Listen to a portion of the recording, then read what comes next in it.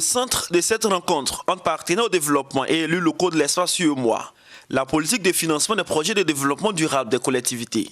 Car nombreuses sont ces collectivités africaines qui disposent de projets, mais en panne sèche de financement. Il faut alors solliciter les bailleurs de fonds et les partenaires au développement.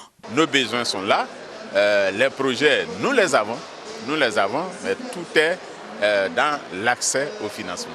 Et l'UEMOA, à travers le Conseil des collectivités territoriales, a mis en place un mécanisme de financement, une politique qui doit répondre aux besoins des populations. Le principe d'intercommunalité, nous savons que le climat n'a pas de frontières et que les collectivités locales doivent se regrouper dans les zones côtières, dans les zones sahéliennes, dans les zones forestières, dans les zones arides, n'est-ce pas?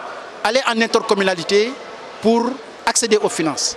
Et ensuite, c'est de disposer de documents de planification et surtout d'amener les collectivités locales à faire des programmations pluriannuelles. Il s'agit alors pour le Fonds mondial pour le développement des villes FMDV de présenter aux élus locaux les opportunités de financement des collectivités territoriales de l'espace UEMOA.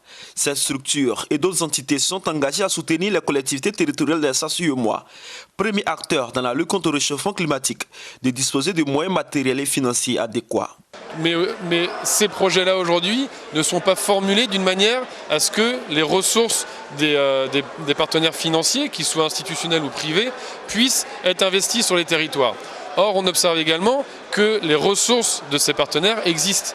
Les banques africaines sont en surliquidité, les bailleurs de fonds ont des lignes de crédit qui se comptent en milliards de dollars, mais comment faire à ce que ces ressources financières puissent être fléchées vers les collectivités locales et aimerions que beaucoup plus de villes soient justement plus durables, soient aussi décarbonisées par exemple, soient résilients et qu'ils ont des plans d'adaptation, qu'ils ont des plans de biodiversité qui soient aussi beaucoup plus efficaces, peut-être dans leur utilisation énergétique, dans la consommation énergétique, mais aussi la production. Ces élus locaux se sont engagés à s'organiser pour faire porter leurs différents projets afin de bénéficier de financement, mais aussi de la formation de leurs techniciens.